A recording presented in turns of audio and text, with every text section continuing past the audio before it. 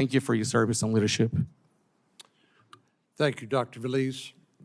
We'll start with a round of questions, 5-minute rounds, and as you can see, due to conflicts, a number of our members have other commitments and aren't able to be here in person, but I know Senator Padilla and I will have some questions, and perhaps others will join us along the way. Ms. Vega, like Ms. Nobles, you've shared with us a painful experience in your life. Most people don't know exactly what you had to do during the incident that resulted in your son's death and the wounding of your husband, that is holding a gun against the perpetrators to defend your family. Nor do many people understand the lasting impact on your children as they witness the death of their father or grandchildren, their father before their very eyes. You mentioned flashbacks.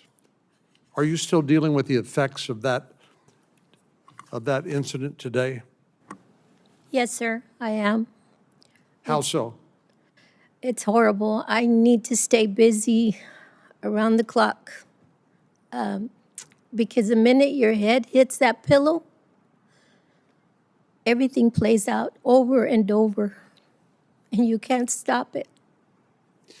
Now, Ms. Vega, I think some people wrongly suggest that the Hispanic community in this country are somehow opposed to enforcement of our immigration laws. And I think it was Sheriff Boyd made the important distinction between legal immigration and illegal immigration. To be sure, legal immigration has been one of the secrets to our success as a nation of laws. But illegal immigration has been an unmitigated disaster for so many families, including the Hispanic community in Texas and elsewhere. So your family came to the United States legally. Some of our colleagues here and others you heard in the news say that, well, people can break the law and come to the United States illegally, but because they've been here a while, they ought to be able to stay and should not be forced to return home to get legal status. Do you agree with that? No, sir. They've had ample time to rectify their citizenship status. It's an honor being in this country. When you're from another country and you come here, it's an honor.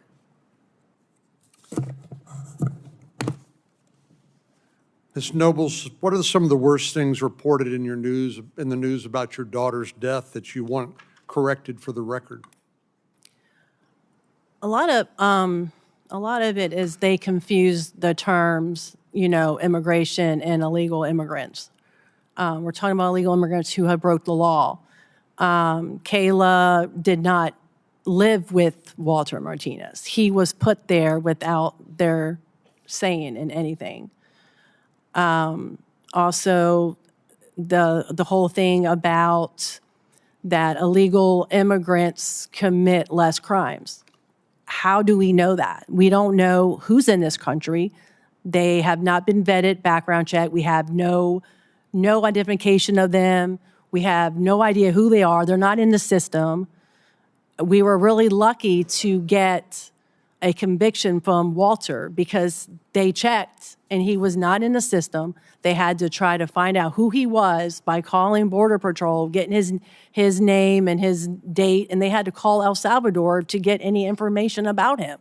Nobody knew him. He wasn't in the system, no fingerprints, nothing. We don't know who they are. We don't know who's coming here. And we don't know what crimes they committed because they haven't been caught. We were lucky that he was caught. And the ones that we do know of, they actually got caught. There's no way of knowing because they can live under the radar. They can live in the communities. Her murderer can act like a 16-year-old child. I've seen him in the beginning of the investigation. He was sitting there acting all scared and acting, and asking permission to eat. And then in the end, when he got caught, his whole demeanor changed.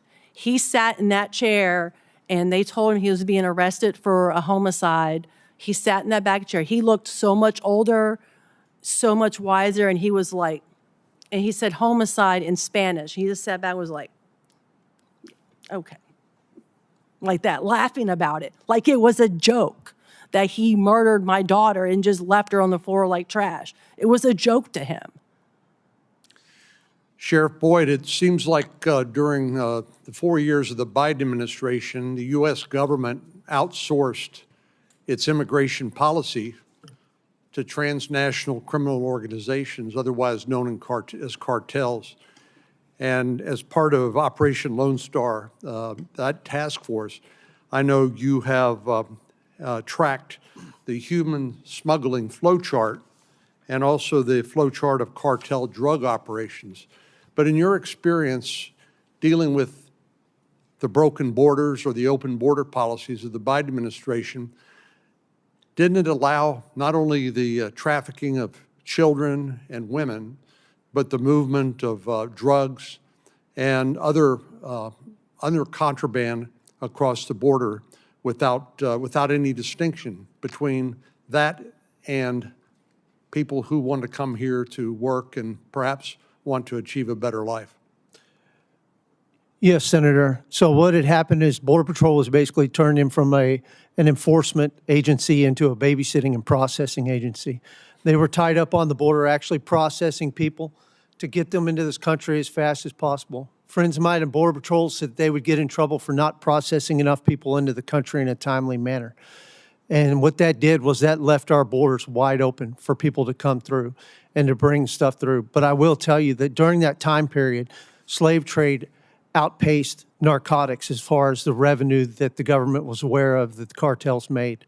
And so that's one of the problems that we're seeing now is this was not an immigration issue. This was a slave trade issue. These people were brought here by the cartels because we ceded our authority of the border from the U.S. government to the cartels. And they brought those people here and put them into indentured servitude, and I've seen that firsthand. We have imported millions upon millions of people. We have put them in a peon class, and they are now trying to pay off their debts to their masters. They are beholden to workplaces, whether it be in a farm, whether it be in a kitchen, whether it be at the hotel, or whether it be unloading 18-wheeler loads of dope or moving different product or killing people. They are beholden to the cartels to do whatever it is they are told to do by the cartels and their affiliate organizations. And that's a direct result of the last 4 years. And Sheriff, is it your experience that the only thing or maybe the main thing that the cartels care about is money? That is absolutely it. And I will touch on one thing that Senator Padilla mentioned about people working in the fields. I don't know if y'all have ever sat down face-to-face with a Sicario in a small room, but I've done it on multiple occasions. Those individuals didn't just kill people for a living. They also worked out in the fields. They were welders helpers. They worked on pipelines. They had regular jobs during the day, and they killed people on their time off for the cartels.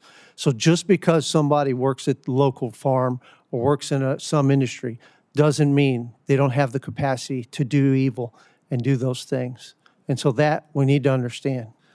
And finally, you were part of Operation Lone Star Task Force, and I believe you've supplied us with a couple of charts here. One, a human smuggling flow chart, and one, a simplified flow chart of cartel drug operations. Is that correct? That is correct. And those are based off of our experiences of conducting investigations. These will, without objection, these will be made part of the record. Senator Padilla?